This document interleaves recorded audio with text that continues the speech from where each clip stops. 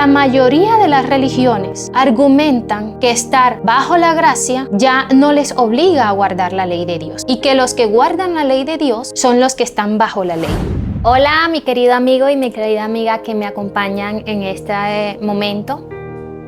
Estoy muy feliz de que estés viendo este nuevo video. En el video anterior yo hablaba acerca de que la mayoría no siempre tiene la razón. En ese video explicaba cuando Jesús nos enseña que para el tiempo del fin habría muchos falsos profetas, muchos falsos maestros que engañarían no a pocas personas, sino a muchas. Es decir, que la mayoría estarían en un engaño con respecto a lo que enseña la palabra de Dios. En este día quiero compartir un tema contigo que ha sido un engaño en la mayoría de las religiones. Y el tema se titula ¿Estás bajo la ley o bajo la gracia? Bueno, en este momento, este es un tema que ha sido bastante controversial entre las religiones, pero la mayoría de las religiones argumentan que estar bajo la gracia ya no les obliga a guardar la ley de Dios y que los que guardan la ley de Dios son los que están bajo la ley y que los que están bajo la gracia pues ya no deben guardar la ley. Pero déjame decirte, querido amigo, que la palabra de Dios es la única que nos puede dar claridad con respecto a ese tema. Ahora, yo te pregunto, en términos generales, cuando a una persona le dicen, ojalá y le caiga todo el peso de la ley, ¿qué entendemos con esa expresión? Entendemos que es una persona que ha transgredido la ley de los hombres y lo que se busca es hacer justicia. Y cuando se hace justicia es esta persona que ha desobedecido la ley de los hombres, se busca es que la ley lo juzgue. Y al juzgarlo la ley, esta persona queda bajo todo el peso de la ley. Es decir, que estar bajo la ley no son aquellos que obedecen la ley.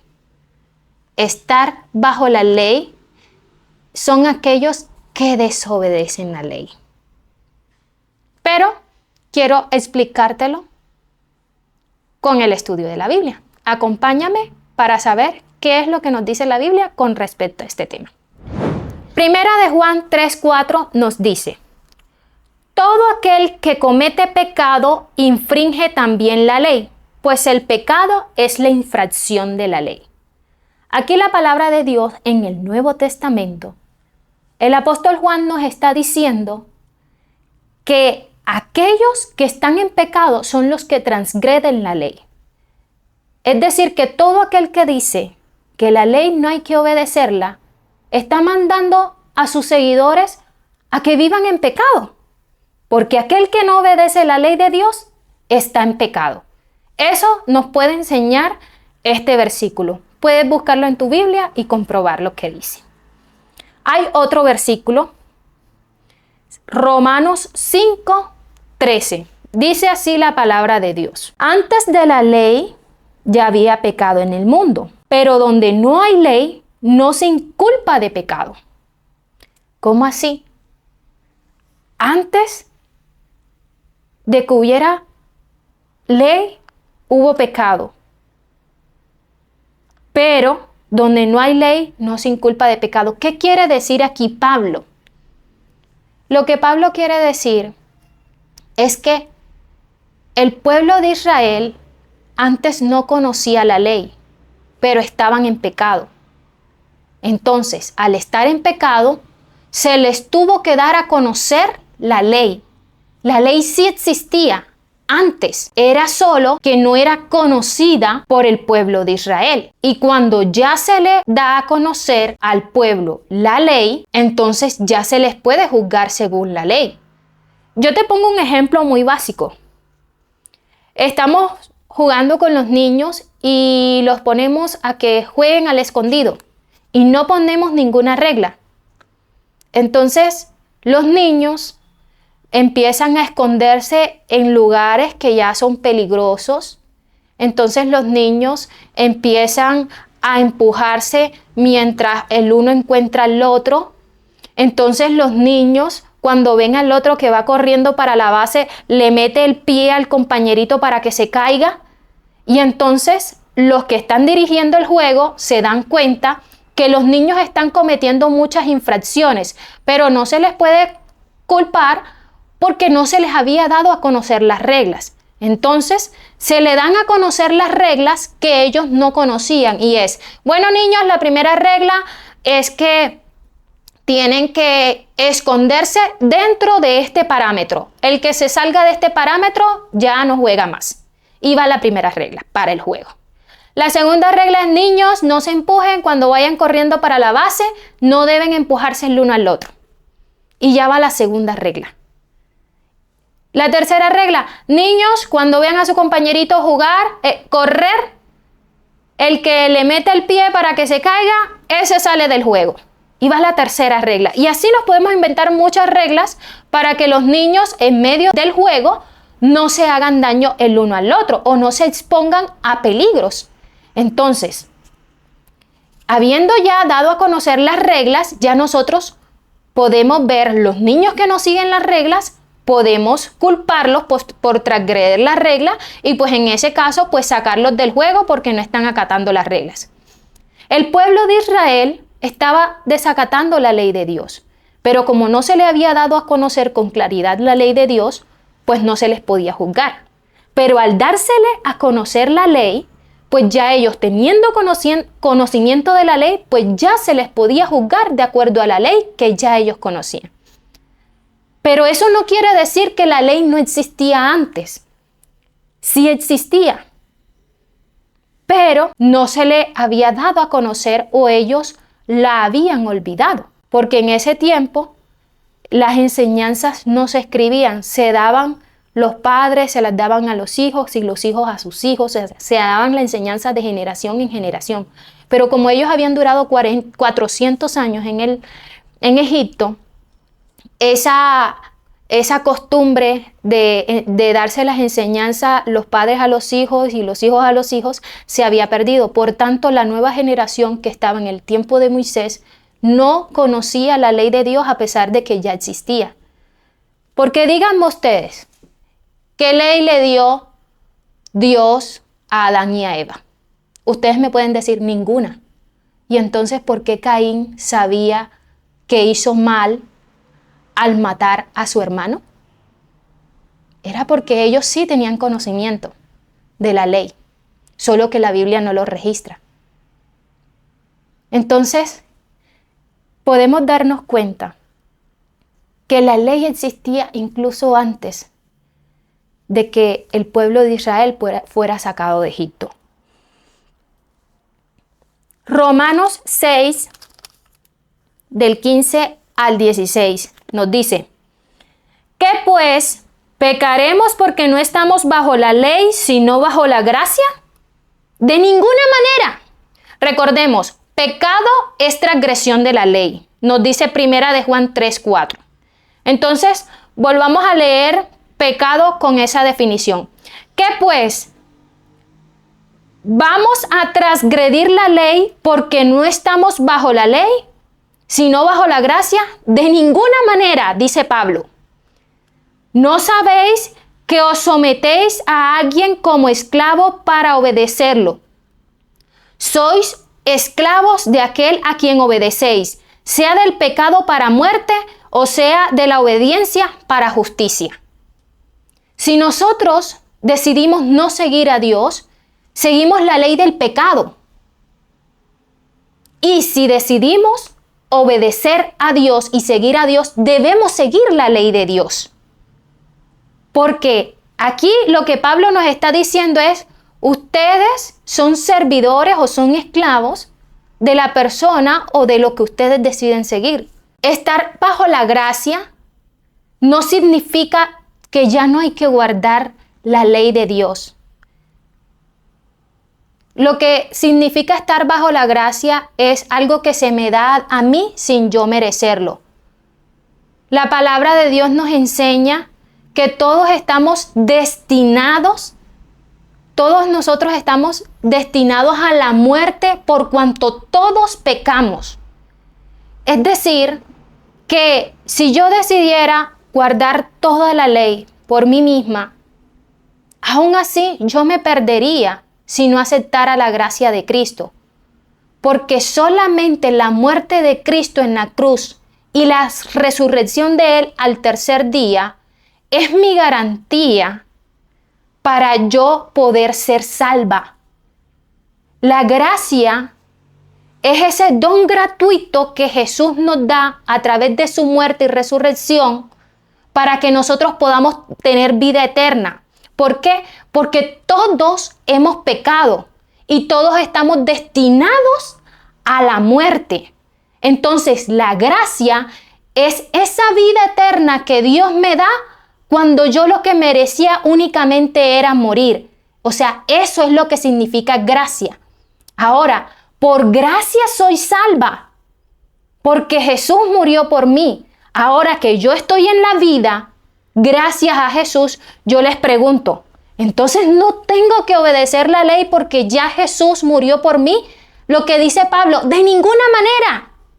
Antes bien, si decido tener la vida eterna porque quiero seguir a Jesús, quiero aceptar ese don gratuito que Él me dio, entonces ahora yo me tengo que someter a la ley que Él me da, que es una ley de libertad.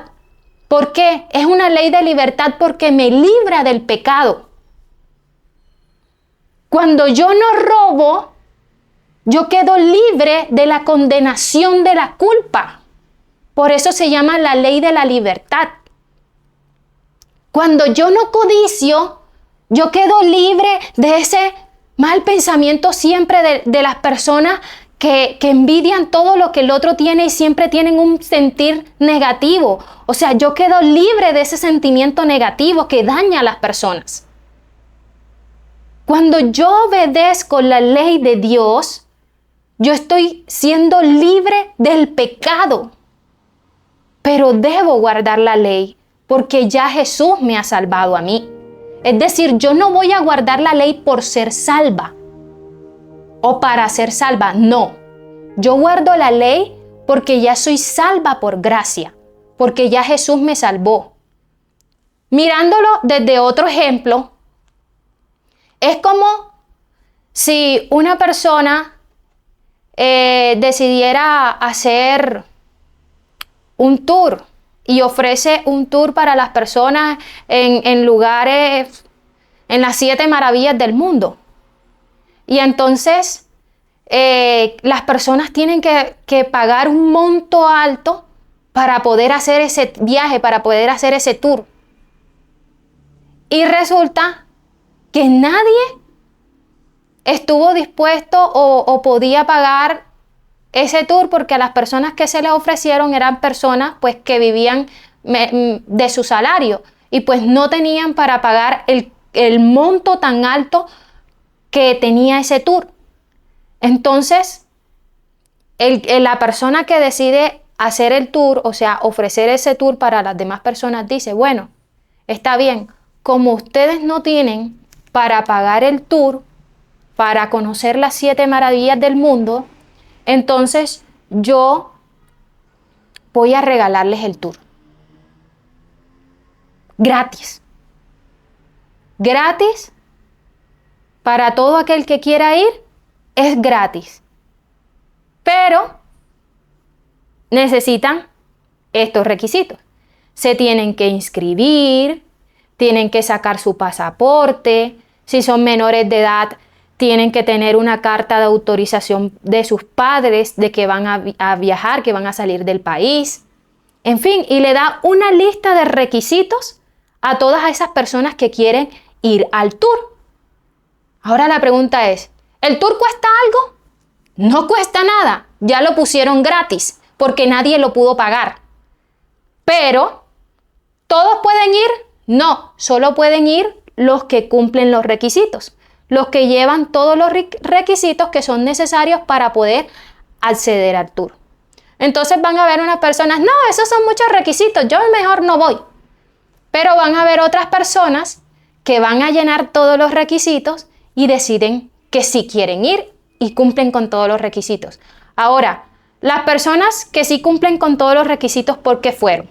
¿Porque decidieron cumplir los requisitos o porque la persona les regaló el tour? Ambas.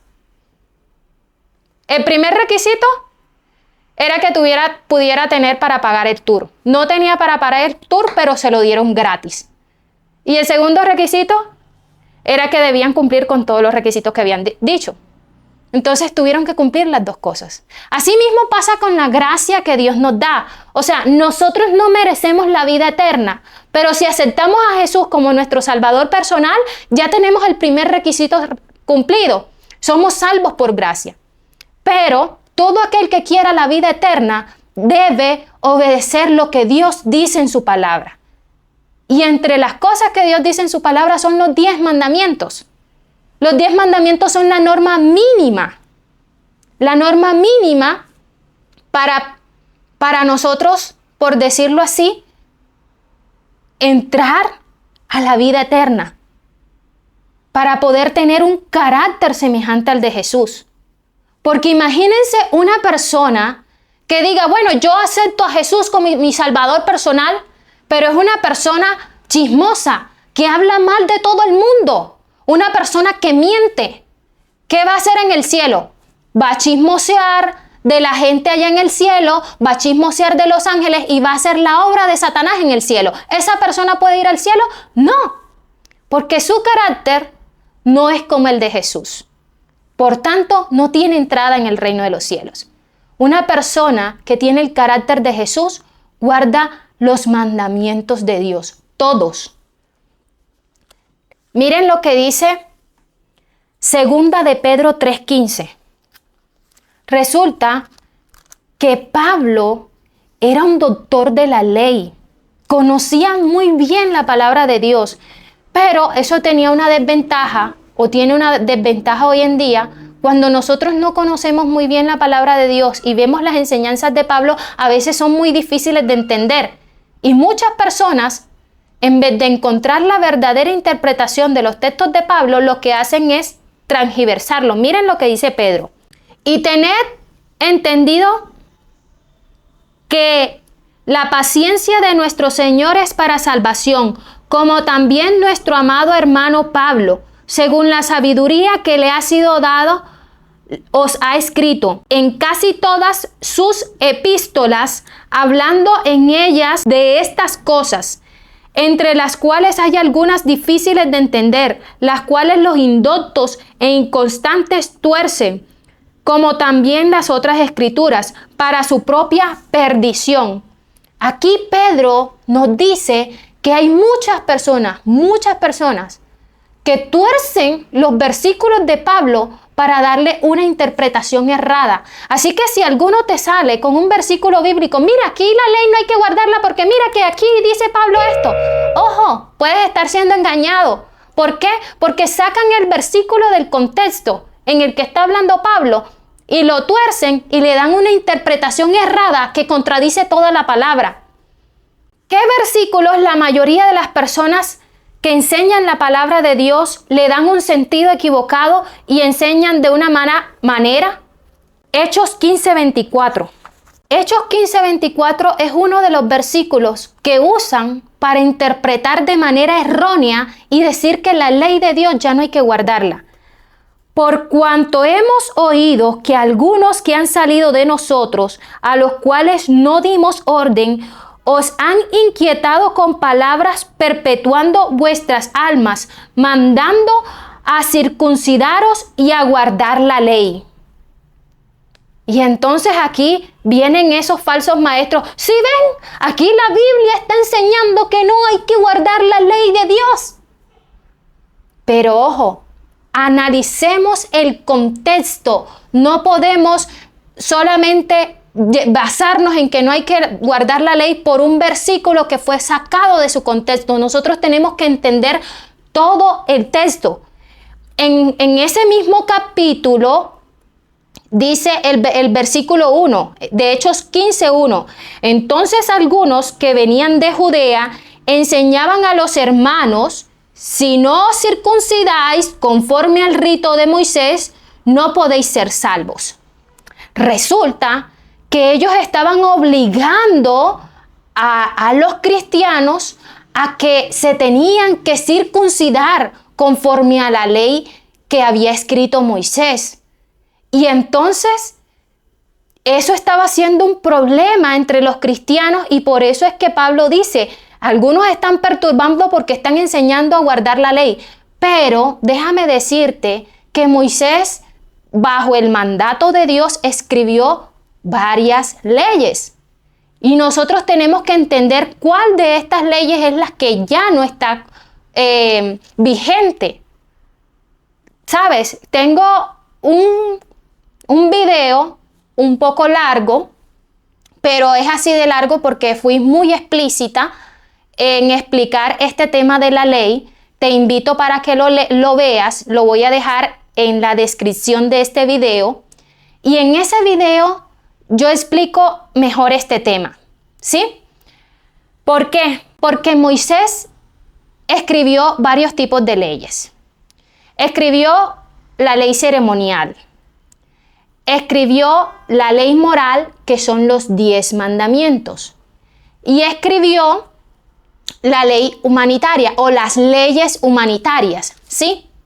Entonces, esta ley de la que habla de que se debían circuncidar hacía parte de la ley ritual o la ley ceremonial. Era algo que tenían que hacer antes el pueblo de Israel y que ya hoy no tiene vigencia. ¿Por qué hoy no tiene vigencia? Te lo explico en el video que te estoy diciendo.